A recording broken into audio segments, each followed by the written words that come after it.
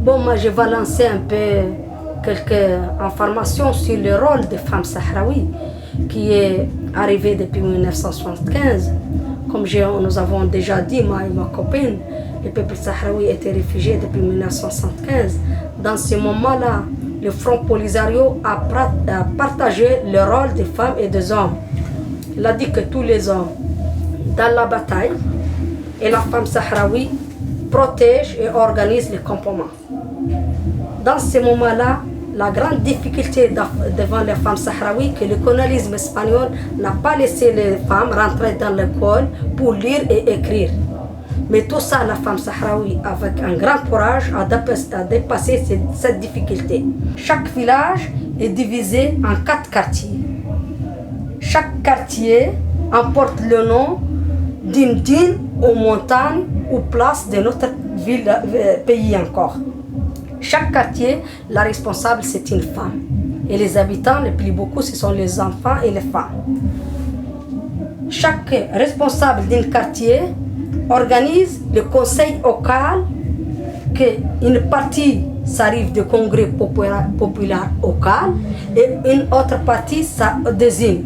On désigne les responsables de la santé, on désigne les responsables de l'enseignement, on vote sur la représentante de l'Union des femmes sahraouies, la jeunesse, les travailleurs, jusqu'à on construit le conseil local. Les responsables, c'est quelqu'un qu'on a voté dans le congrès local.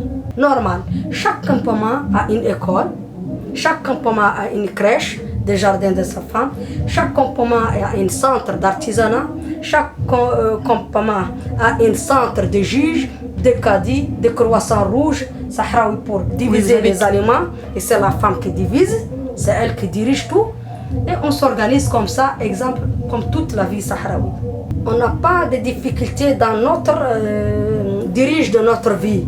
La grande difficulté qu'on vit, que nous, en ce moment, nous sommes bien organisés et l'ONU a déclaré que le premier peuple réfugié bien organisé, c'est le peuple sahraoui.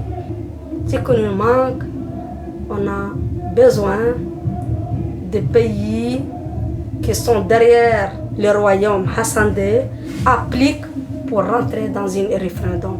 Sinon, moi, comme une femme sahraoui, on n'a pas les moments de rester comme ça, croiser les bras sous le drapeau de l'ONU, le moment que le drapeau de l'ONU, dans notre zone occupée, bafie, il vole, viole les femmes, il insulte les vieux, il frappe, il tue, il vit comme ça, et le drapeau de l'ONU.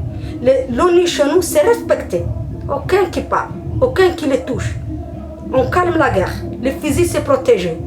Nous, on dit, qu'est-ce qu'on attend? Nous ne sommes pas un pays chercheur, nous sommes riches dans notre territoire. On n'a pas besoin de l'ONU qui protège la farine pour nous, ou l'huile, ou les temps. Nous sommes riches dans notre culture et dans notre territoire.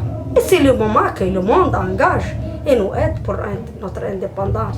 Je vous remercie et je vous dis, excusez-moi, je ne parle pas bien le français. Et si je fais des fautes dans cette traduit, excusez-moi.